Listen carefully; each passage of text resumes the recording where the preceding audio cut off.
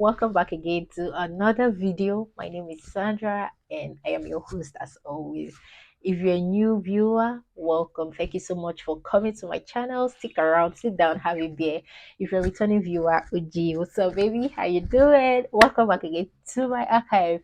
If you don't know, my name is Sandra and I am a lifestyle content creator. I'm interested in anything mommy, motherhood tips, and whatever it is as far as it has to do with motherhood. So yeah, without further ado, let us get right into the video. You know the drill: like, subscribe, and comment on this video. It will help me, it will help my algorithm with YouTube.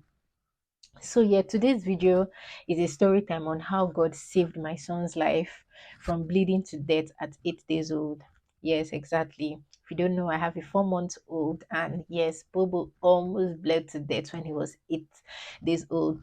I don't think I've shared this story with anybody. I don't think I've really talked about this because it was something that came as a shock to me, to everybody, and I was just happy that God had done it, and I just took that win and I kept it pushing. So I feel comfortable enough now to share this story and to talk about it. So now, yeah, Bobo Boloring has been born. All is well, all is good. I'm back from the hospital. I'm in recovery. Fast forward to 8 days later, we had done naming ceremony on the seventh day. So on the eighth day was supposed to be his circumcision.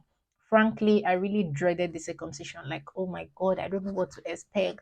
He's so young. This boy is going to cry. He's going to get so cranky. But I mean, I didn't really think about it too much because I had a lot of help and support around me at the time that he was born.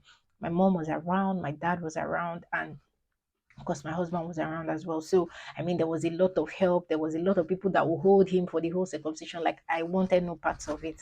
So on that day we got ready, got to the hospital. All was good that day. Like, it was a regular day, all was well. And then we got to the hospital. My dad and my husband went away. I think my dad and my husband went out, so my mom and I stayed back in the hospital. And then it was time. They called the pediatrician. I don't know if he's a pediatrician, or I don't know. I'd never seen that doctor before. He has never attended to me, but I think he's a pediatrician. And then they called the pediatrician and he came around. So they took my son. My mom wanted to follow them, so at least see, and they said no, they don't allow parents in, or family, that we should not worry, all was well. So they took him where we were staying in the waiting area, and then they started doing the circumcision for him. He was crying so loud, and I couldn't even take it. I remember I had to go downstairs because I didn't want to hear him cry. Like, my heart was just so fragile at the point. I didn't want to hear him cry. I couldn't take it. I went downstairs. So after they had finished, they asked for the mother of the child and the grandmother. So my mom and I both went to the theater. When I got to the door of the theater, I'd seen blood everywhere and everything. My son was literally hyperventilating, like he was crying, like it was so painful. Like, that I could understand. So they called me, told me to put him to breast, and then he was suckling. So when I was putting him to breast, the pediatrician and the attending nurses were explaining to my mom what to do, how to care for the wound and yada yada whatnot. I wasn't really paying attention. Like I said, like I was really emotional. I was crying, and because my son was crying, so I was crying as well. I didn't really pay attention, but something caught my ear. Something caught my ear. I heard the nurse say, if he bleeds, please bring him back. Like, start running back to the hospital if he bleeds. Don't worry, he's not going to bleed. That's what the nurse said. Don't worry, he's not going to bleed. It happens to 1 in 1,000 children. It's not going to bleed. But if in case of any bleeding, please bring him back to the hospital. That was the thing I heard. Thankfully, I heard that because my mom did not hear that, right? So we finished up. They told us, okay, they had wrapped him up with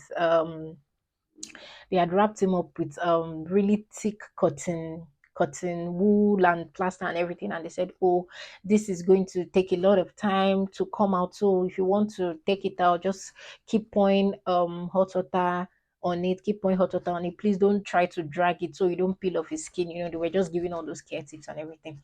And so that was it. He cried, he was cranky. We gave him paracetamol and then we headed home.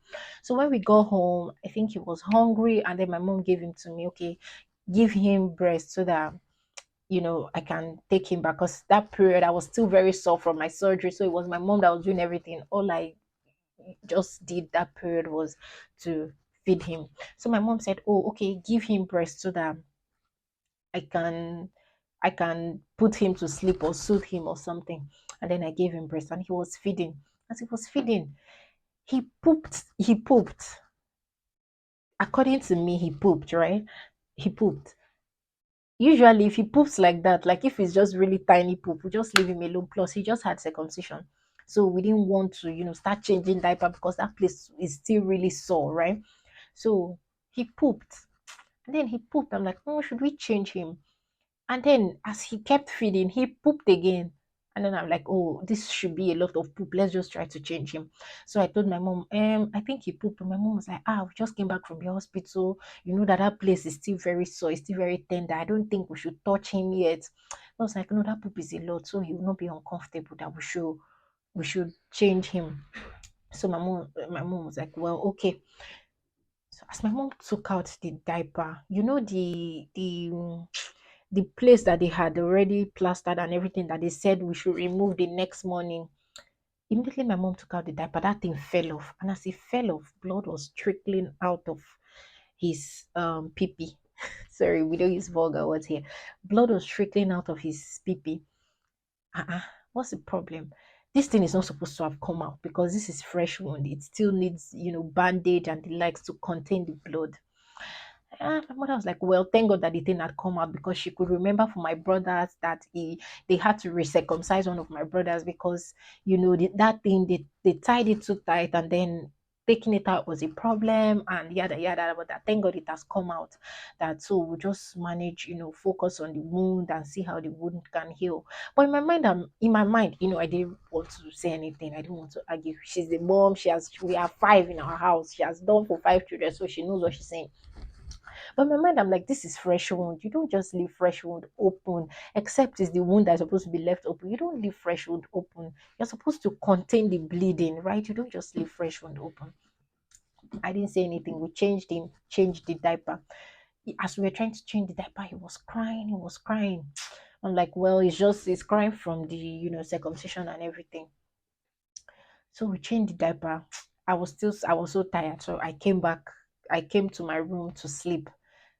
But when I wanted to sleep, my heart was disturbing me. I was troubled. I was troubled. I called that mom instinct, right? Because I was troubled. My heart was uneasy, like unsettled. So I went back to my mom's room. I said, please, just let me just check the diaper. My mom was like, you want to check diaper that they just did circumcision for this boy? Why are you disturbing his skin? And I said, let me just check it, please. Let me just check it. The time I left her room to come to my room to try to sleep, it wasn't up to 15 minutes. It wasn't up to 15 minutes. So my mom was like, why are you checking? I said, I just want to check if he's bleeding. My mom said, if he's bleeding, we'll see it now. So she like kind of, the part of the diaper from your baby's leg where you can just open and check if the baby is bleeding. She checked, she was like, no, there's no blood. I said, please let me open it. I want to see. My brothers and sisters, when we opened it, the middle was filled with blood. Eh? An 8-day old, an 8-day old trickling, like losing this much blood. I was like, nah, I'm not comfortable with this. I'm not comfortable with this. And after that, I remember the nurse saying that when if the baby bleeds, that we should bring baby back to the hospital. My mother was like, because for my brothers, it didn't happen like this. So she doesn't know what to do. She's confused. I'm like, please, we need to take this child to the hospital. So we changed that diaper. We put another diaper. My father was there praying, putting hand. I command this bleeding to stop. In my mind, I'm like, this is not prayer matter. This is not prayer matter. Enter motor. Let us go to the hospital. God, my husband called everybody. I immediately wore clothes. I was so sore from surgery. 8 days old surgery. I was so sore. Wore clothes, everybody, and we got off. We changed the diaper. Yeah, that we changed the diaper. Now there was now traffic on the way to the hospital. I was not even saying, I don't even want to go back to the hospital. Any hospital I see on my way, I will just enter and tell them my child is bleeding, my child is bleeding. So we're on our way. We did not see any hospital on the way because the hospital we're supposed to see, we have passed it in our estate. The next hospital now will be our hospital. And now there was traffic on the way. Where I was in the car, I was like, God, this is the way you want to do, no do. This thing wey you wan do, no try me, no be me, no be me. I'll just tell you, God, I don't know how you want to do it. I don't know how you want to do this thing. Please. The car was silent like a graveyard. Nobody was saying anything. Where my mom was just holding Bobo's hand like this to feel his pulse. My mom was just holding his hand. Me, where I sat down, I took my face to the other side of the car. My husband was just driving. The car was silent. The car was so silent. There was traffic. When we go, Bobo at this point was like ice water. Bobo has lost so much blood. Remember, we changed diaper. We have to change diaper again. Now these are two diapers filled with blood. I say, how many blood does an 8-day old have that my own 8-day old is losing this much blood? Plus, when people say this case is 1 in 1,000 children, why is it my own child that is the one? I was just saying, God, I don't know how you want to do this thing. I don't know how you want to do it. I just even lost my friend. I just lost my friend that year. So me giving birth was so much joy. It was like a replacement for what was lost. Our family, my family were all happy, like, oh, God has consoled us. I'm like, God, don't this particular one. I don't know how you want to do it, but me and you go put leg inside one trouser. I was just saying, I said, God, this is the way I want to do. No try am. No try am. No be me. No be me. No try am. Day that I was just confronting God with his word. I say, God, you say my children will surround my table. You say my children will surround my table. Don't let me lose this boy. If you take this child from me, I will die. And if I die, I will come to the heaven and come and fight you. As I'm saying it now, it's simple, but the tension in the air was so much. So my mom was just holding Bobo's pulse like this. Okay, still breathing, he's still breathing. Bobo was now so quiet. He had lost so much blood. He wasn't eating. It was just there. The blood was just doing them, them, them. So when we were going, my mom was like, mind you, my mom has romanticism. My mom cannot climb stairs. She can't walk properly. She cannot run and all the stuff. My mom, and again, I was sore from surgery. I couldn't drive at the time. I couldn't drive, and I couldn't walk well either. I couldn't run. So my mom was like the only bet because my husband was the one driving. So my mother, when we go, my mother was like, can I start going from here? I said, Mommy, the hospital is still far. Just hold on. Just hold on. When my husband was, I don't know what was running through his mind. I don't know what was running through his mind, but he was so calm. Like, okay, my husband is, the world can be caving in just by him, and Okpa is going to be calm, looking at you like, oh, so calm.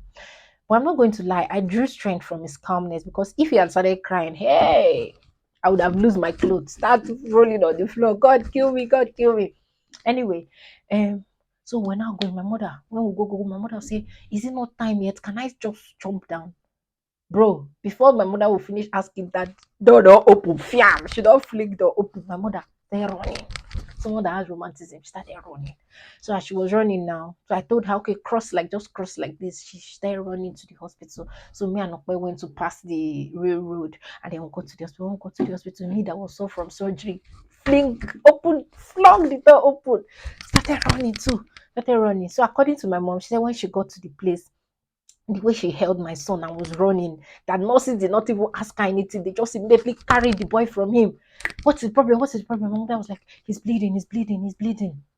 So they took him and took him to the well, I don't know, whatever, dressing room, operating room. I wasn't there. I was just by the door. As my son was crying, I was crying. As he was crying.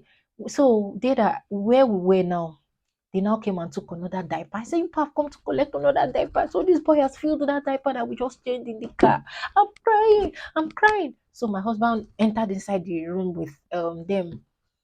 They took almost 1 hour to stop that bleeding. They took almost 1 hour to stop that bleeding. So I was just outside the room or whatever. I was just outside like this. When I hear him cry, you know, when they say a child is crying from their stomach, the boy was crying. When I heard him cry, when I hear him cry, I'll cry. So it got to a point he was crying so much, so they could not do their job. They had to bring him to me to put him to breast, and then they were doing the job. So the breast was kind of taming him. Everybody's body was blood. His body, the clothes we took to the hospital, we came back with them soaked in blood. This is an 8-day old. This is an 8-day old I'm telling you about. So that was how God arrested the situation. But remember, my dad was around, so we left my dad at home. Before we even get to the hospital, my dad had called everybody in the family. Our phones were just ringing, going off. Everybody was calling, aunties, uncles, grandparents, everybody was calling. I don't know what my father had gone to tell them, but phones were just buzzing. So as I was not picking, my husband wasn't picking, my mom wasn't picking, my dad now was panicking. Everybody was calling at the same time. Like, this thing why they explain for you. So it'd be like, it's simple now that I'm saying it, but when it was happening, I was already telling God that, God, if you try this one with me, if you no try am, no be me. I'm not a strong soldier. No add me. No add me for your strong soldiers. So they were able to control the bleeding. They now plastered it again, and they said, okay, that all is well now. We should just give him paracetamol, take him home, make sure he sucks breast, and everything. So by that was in the night. This was in the night of, it was a Friday. This was Friday night. So they said by Saturday night we should now remove the thing. Saturday night I no remove am o. I tell my mother make we leave am small, let it stay again, let it stay. So it was now Sunday morning that we removed it. All was healed, everything was okay. I thank you, Jesus. I give God the glory because I don't know what I would have done. I don't know what I would have done because it's easy for me to say, God, if you take this child away from me, I'm going to come and fight you. Where I want to see God to fight them. Ah, no, no, it was bad. It was bad. I just thank God. I give God all the glory. So the moral of this story, if you're a mom, you don't even have to be a mom. Your instinct, listen to your gut.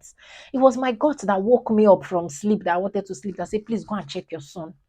You can imagine how much that my son has bled for that first plaster to have come out. In fact, everything was just working together for good. So my brother, my sister, this is what God did for me. Oh, this is what God did for me. God did not let me mourn, and God will not let me mourn. God will not let you mourn. You watching this video. Thank you guys for hanging with me as always. And until my next upload, guys. Be well. Bye.